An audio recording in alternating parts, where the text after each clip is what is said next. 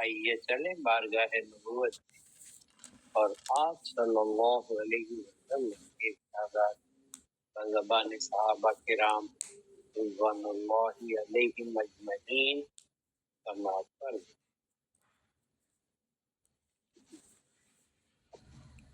عن ابی ہریرہ رضی اللہ تعالی عنہ قال لما توفی النبی صلی اللہ علیہ وسلم فاستخلف ابو بکر رضی اللہ عنہ بعده وكفر من كفر من العرب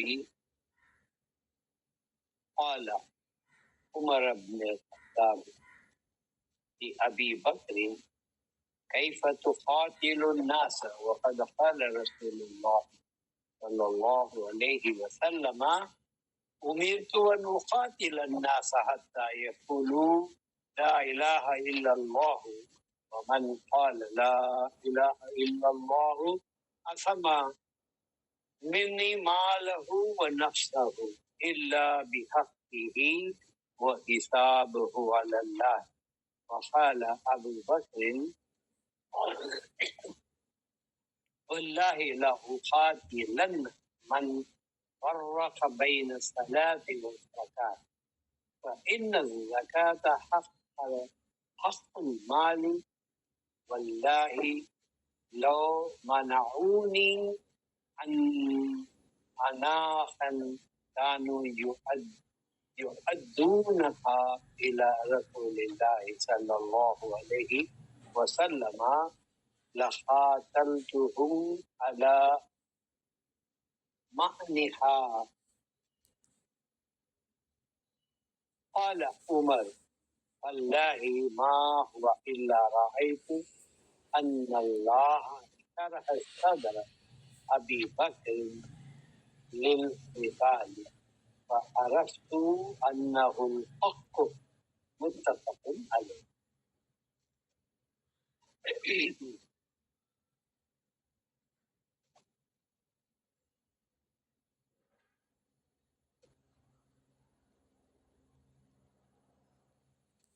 اللہ تبارک و تعالی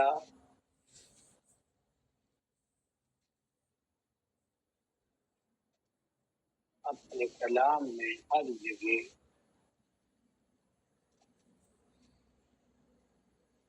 اقیم الصلاۃ وآتوا الزکاۃ،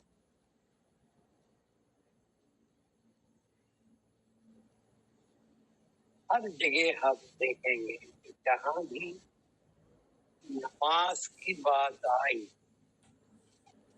اقیم الصلاۃ، ادھوری اکیلی نہیں بلکہ ساتھ ہی اقیم الصلاۃ وآتوا الزکاۃ، زکوٰۃ نماز قائم کرو اور زکوٰۃ ادا کرو۔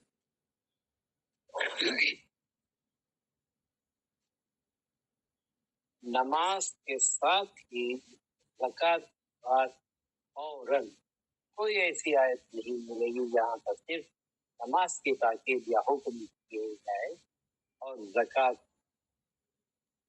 کے تعلق سے نہ کہا جائے اقیم الصلاۃ وآتوا الزکاۃ۔ ہم کیا کرتے ہیں، ہم اپنی طرف دیکھیں، جماعتیں بنتی ہیں اقیم الصلاۃ کے لیے،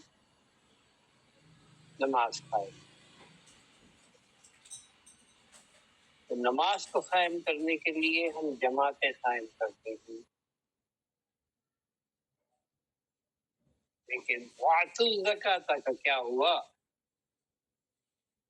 کہ زکوٰۃ ادا کرو۔ آپ جہاں بھی قرآن پاک کی تلاوت کریں گے تو آپ کو یہ آیت اسی طرح ملے گی کہ اقیم الصلاۃ وآتوا الزکاۃ۔ ہم زکوٰۃ کی طرف مائل نہیں ہوتے اور نہ ہم اس کی حقیقت کو سمجھتے ہیں۔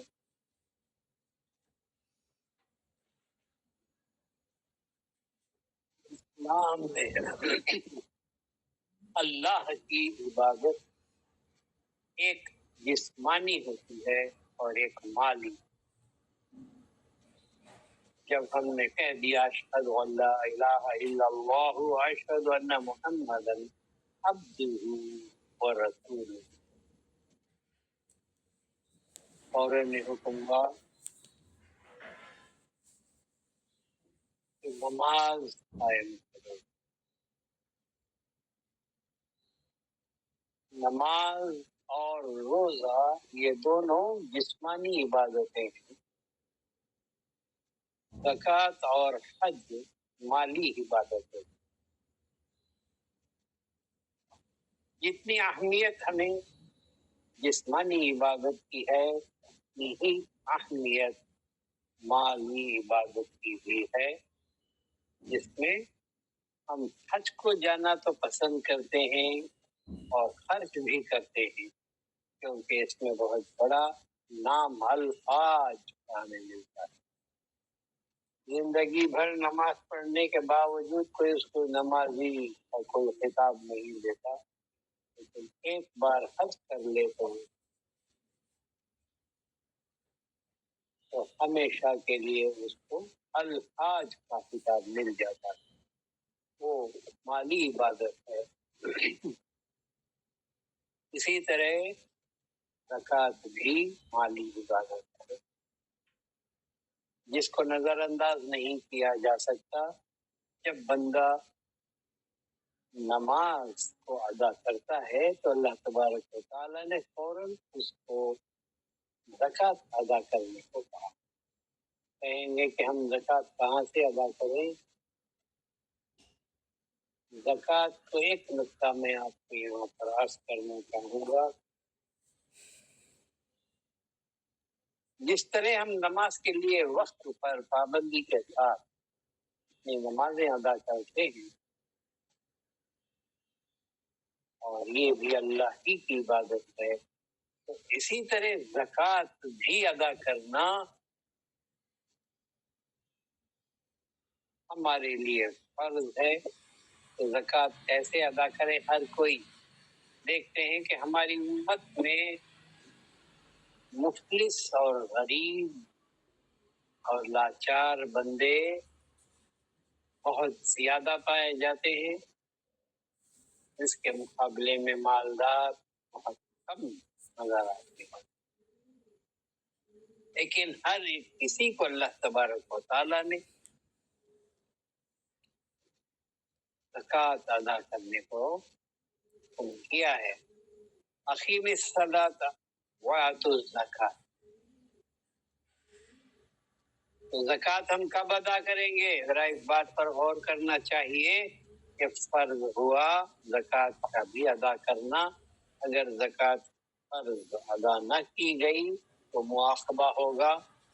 پچھلی حدیث میں ہم نے سنا کہ جو کوئی مال رکھتے ہوئے مال کا حق نہ ادا کرے تو اللہ تبارک و تعالیٰ اس نے جتنا مال چھوڑا ہے بغیر زکوٰۃ دیے کے، اس کو ایک کام پائندے کی شکل میں اس کی گردن میں ڈال دیا جائے.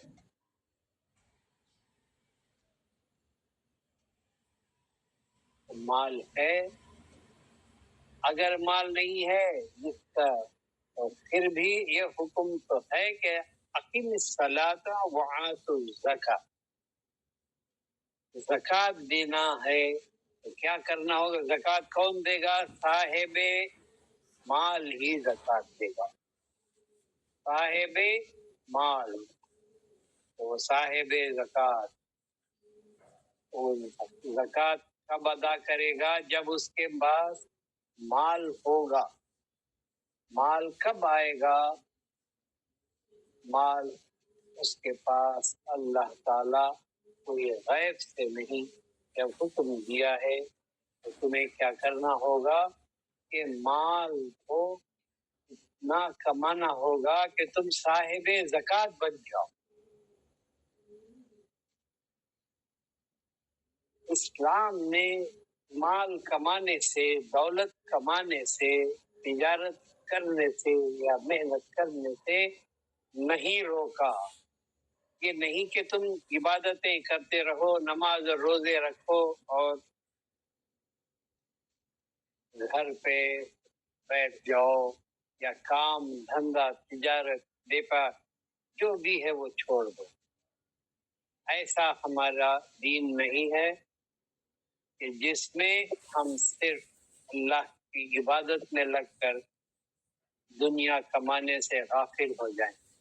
دنیا اس کو کہتے ہیں جو حرام کمایا جائے، جو حلال کمائی کماتے ہیں اس کو دنیا نہیں کہتے، وہ حرام ہی ہوتی اور وہ عبادت میں داخل ہے۔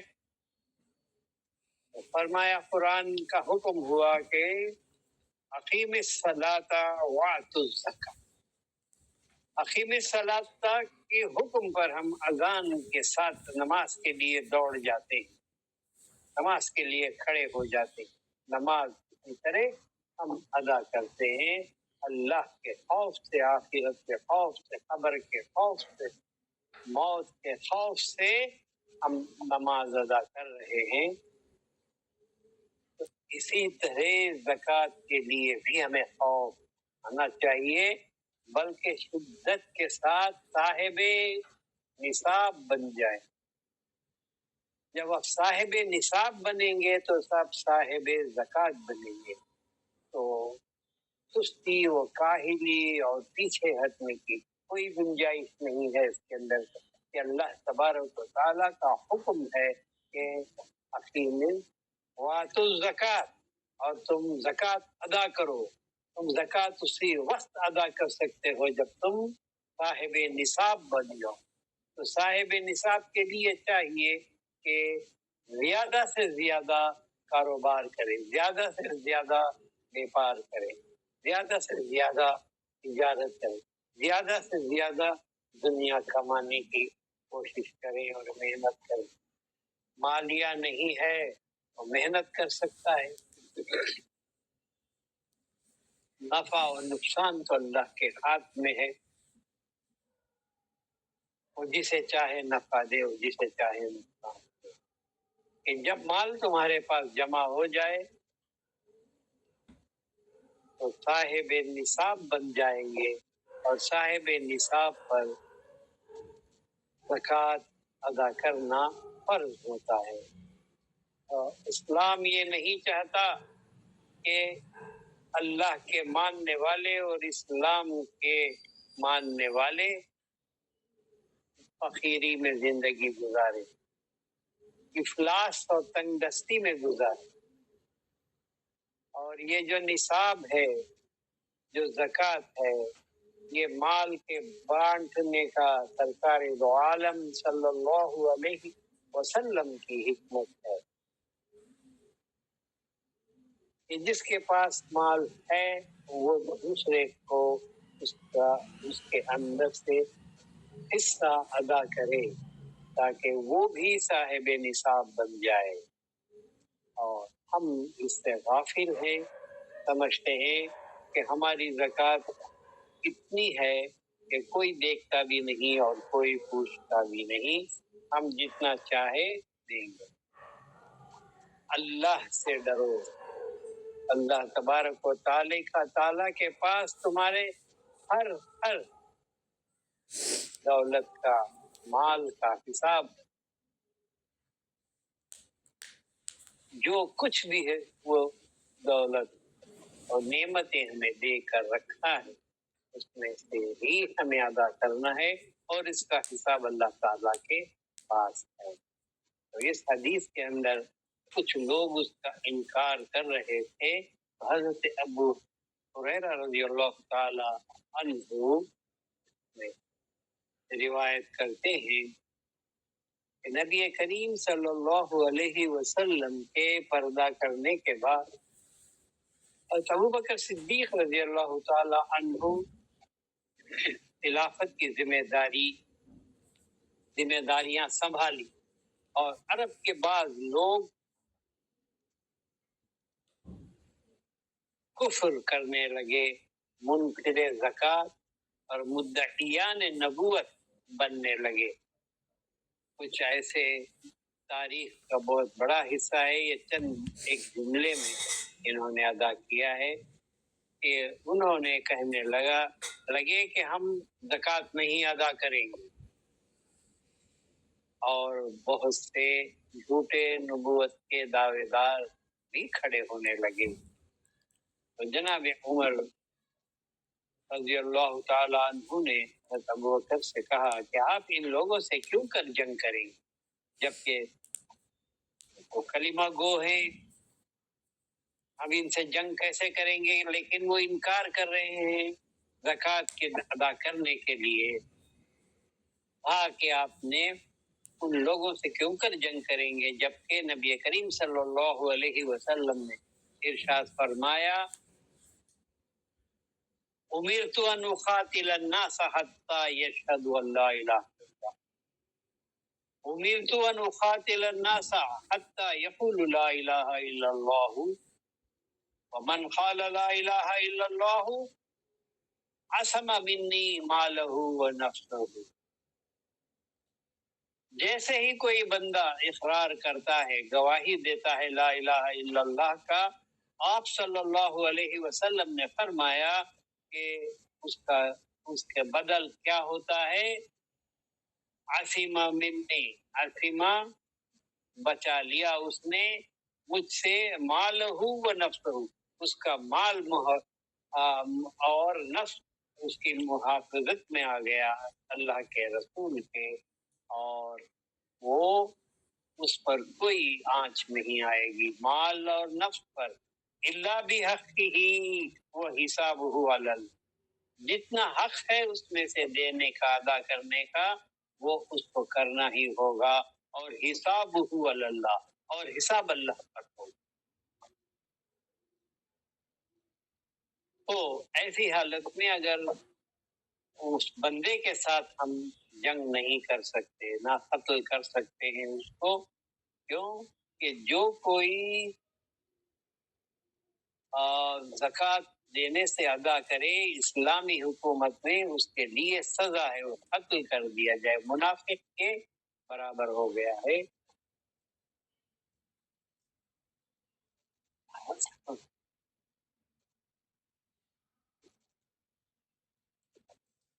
تو حضرت ابوبکر صدیق نے فرمایا واللہ، اللہ کی قسم، لأقاتلن، میں جنگ کر کے ہی رہوں گا، من فرق بین الصلاۃ والزکاۃ، جس نے نماز اور زکوٰۃ کے بیچ میں فرق کیا، کیونکہ اللہ کا حکم ہے اقیم الصلاۃ وآتوا الزکاۃ، دونوں ہے، دونوں کے بیچ میں اگر کسی نے فرق کیا، ان الزکاۃ حق المال، زکوٰۃ مال کا حق ہے جو ادا کرنا ہے، واللہ لو منعونی اناخا كانوا يؤدونها الى رسول اللہ صلی اللہ علیہ وسلم،